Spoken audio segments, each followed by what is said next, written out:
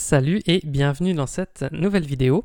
Aujourd'hui on va voir comment faire pour dessiner un diamant comme celui-ci sur Photoshop, et puis on verra également donc comment sélectionner les couleurs. Outre la forme, on verra comment sélectionner les couleurs très facilement, et également comment créer une ombre portée comme ceci à partir d'une forme qui est pourtant vectorielle.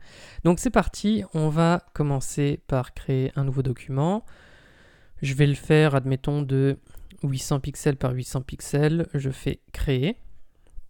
Et je vais commencer par prendre, alors j'avais pris tout à l'heure l'outil rectangle. On pourrait commencer à la limite directement sinon par faire un triangle. Donc je vais prendre l'outil polygone ici. Je vais faire un clic. Je vais mettre 3 côtés et le rayon, je sais pas, je vais mettre 100 par exemple. Et je vais faire OK. Et donc ça me crée un triangle comme celui-ci. Je vais, hop là, retirer la couleur de fond et la couleur de contour, pardon, je la retire. Et en fond, je vais mettre par exemple du noir. Alors tout de suite, par contre, je vais aller dans Affichage et je vais afficher les tracés, comme ceci. Et donc maintenant, je vois uniquement les tracés, ça va m'aider à simplement placer mes formes. Donc ce triangle, je pourrais peut-être un peu le tasser comme ceci, admettons. Quoique je l'agrandirai. Bon, à la limite, on peut le déformer un peu, mais c'est pas très grave, puisqu'à la fin, on pourra modifier la forme globale de notre diamant. Je vous montrerai comment. Je clique dessus et je vais faire commande C, commande V pour le dupliquer, tout simplement. Ensuite, je vais, hop là, faire pivoter ce triangle. Je maintiens Shift enfoncé, comme ça, je le fais pivoter de 45 degrés en 45 degrés. Et une fois que je suis arrivé comme ceci, que je l'ai mis à l'envers, je relâche et je vais le placer ici.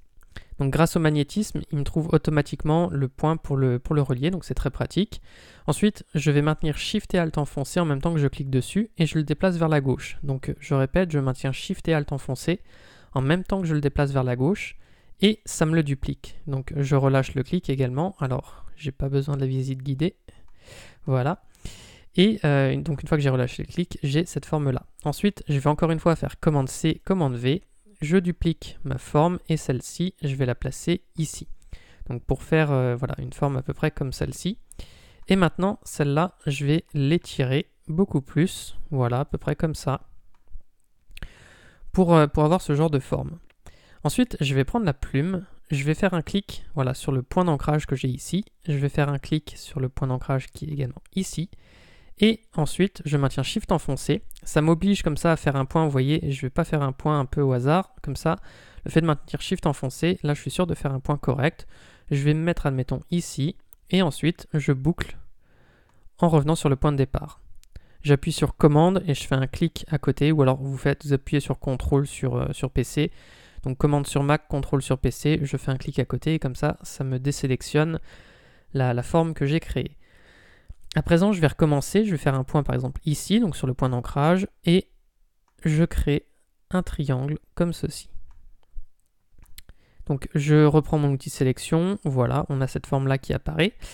Donc je vais sélectionner maintenant les deux formes, donc je clique sur celle-ci, je maintiens Shift enfoncé, je clique également sur celle-ci, et je vais prendre ici mon outil miroir. Donc je clique sur le miroir, je me mets sur vertical, ici, donc aperçu on s'en moque, mais je vais surtout cliquer ici sur copier.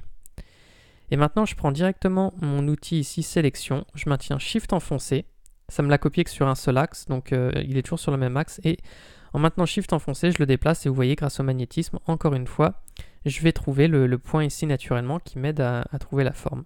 Et donc là finalement j'ai mon diamant qui est constitué. Pour autant on n'est peut-être pas satisfait de la forme, peut-être qu'on le trouve trop tassé ou trop long, donc si on veut remodifier la forme, ce que je vais faire c'est que je vais prendre ici mon outil sélection directe et je fais une sélection comme ceci et je sélectionne finalement tous les points de mes formes qui sont ici et je vais aller vers le bas en maintenant Shift enfoncé, comme ça, ça m'évite, vous voyez, de faire quelque chose comme ça. Je maintiens Shift enfoncé et je déplace que sur un seul axe.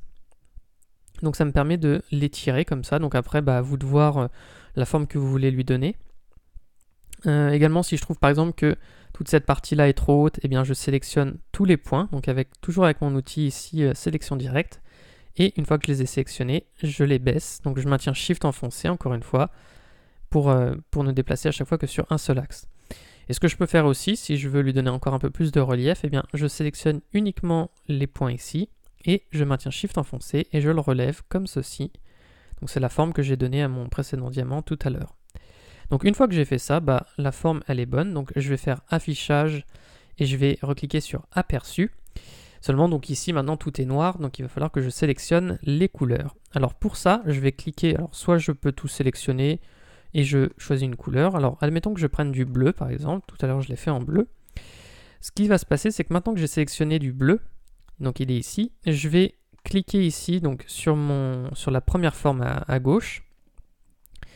Je vais aller dans ici le panneau qui s'appelle guide des couleurs. Donc vous pouvez y accéder en allant dans fenêtre, guide des couleurs. Et ensuite, ici, je vais choisir monochromatique. Et en fait, ça va me sélectionner automatiquement des couleurs qui sont complémentaires avec mon bleu. Le bleu que j'ai, c'est celui-ci. Donc si je reclique ici, il ne se passe rien. Et maintenant, ce qui se passe, c'est que je vais sélectionner des couleurs complémentaires, mais beaucoup plus claires. Donc ici, en fait, je vais le faire les couleurs les plus claires à gauche et les couleurs les plus foncées vers la droite.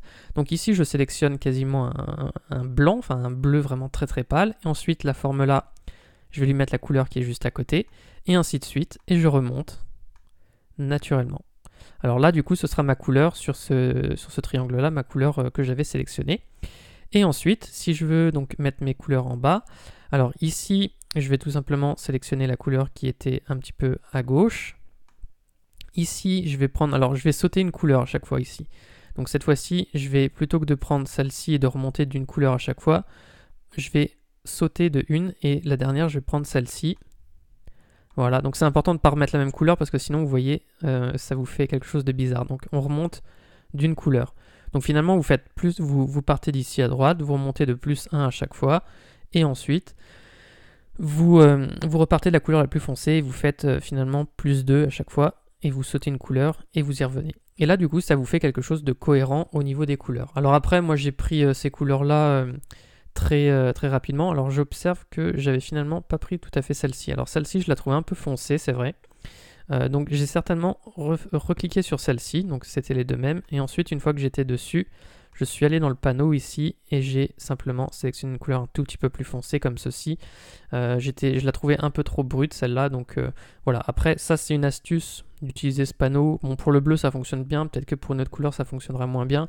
Mais disons qu'au moins vous vous trompez pas trop et puis après vous pouvez toujours réajuster ici en passant directement par le sélecteur de couleurs si vous préférez. Mais au moins, disons que ça vous aide à sélectionner des couleurs qui soient dans la même tonalité et qui soient cohérentes pour donner un effet de relief finalement à notre diamant. Pour finir, alors je vais sélectionner tout ça, je vais faire commande G ou CTRL G sur PC, comme ça me permet de tout associer et j'ai plus qu'un seul objet. Et maintenant, je vais ajouter donc l'ombre portée. Donc pour ça, je vais prendre mon outil ellipse ici et je vais dessiner une ellipse à peu près, voilà, comme celle-ci, qui a cette forme-là. Ensuite, je vais aller dans le panneau dégradé. Donc si vous ne l'avez pas, pareil, vous allez dans fenêtre, vous cliquez sur dégradé. Je vais cliquer sur le premier dégradé ici, noir et blanc. Donc je vérifie que je suis bien sur 0 ici. Et ce qui se passe, c'est que je vais sélectionner le noir. Je vais le déplacer à 50% pour qu'il soit au centre. Et je vais rajouter une couleur. Donc vous voyez, je clique ici dans la zone et vous pouvez rajouter une couleur. Je clique, je sélectionne cette couleur, je double-clique dessus. Je vais lui mettre du blanc. Et une fois que j'ai fait ça, je suis bien sur le mode dégradé linéaire. On ne met pas un mode radial, hein, on est bien en linéaire. Et une fois que j'ai cette forme-là, je vais aller dans Effet, Atténuation, Flou gaussien. Et là, alors vous pouvez mettre un aperçu. Admettons que je mette 30 pixels, je fais OK. Alors il va falloir que je fasse ensuite Objet, Disposition, Arrière-plan pour que l'ombre soit tout simplement derrière mon diamant. Et ensuite, eh bien, je vais la replacer à peu près comme ceci. Là, je trouve que c'est bien. Alors, je peux même la déformer encore. Vous voyez, si je trouve qu'elle est trop grande, on peut remodifier sa forme à tout moment. Alors là, par contre, ça fonctionne bien parce que j'ai un fond blanc. Mais sinon, si jamais vous avez un fond d'une autre couleur, vous pouvez, dans le dégradé, le blanc ici, mettre son opacité finalement à 0. Donc là, ça ne changera rien. Alors si, ça change un tout petit peu le rendu, mais disons que c'est une pratique peut-être un tout petit peu meilleure, au cas où vous avez un dégradé d'une autre, enfin un arrière-plan qui est d'une autre couleur que du blanc. Donc voilà. hop là, on peut remodifier. Et si jamais on trouve qu'il est trop foncé, eh bien on clique sur cette ellipse, on clique ici sur opacité et on peut baisser un petit peu son opacité et faire quelque chose de plus léger. Donc voilà, et bah, j'espère que ce tutoriel vous aura plu. Si c'est le cas, vous pouvez mettre un like et vous abonner à la chaîne. J'en profite pour vous dire que j'ai créé une formation de 3 heures pour vous aider à débuter sur Photoshop. Donc là, on parle de Photoshop et pas d'Illustrator. Mais disons qu'on voit toutes les bases depuis le début. Donc il y a 3 heures de formation offertes. Et si vous voulez y accéder, il y a simplement à cliquer sur le lien dans la description. Sur ce, moi je vous dis à bientôt pour de prochaines vidéos.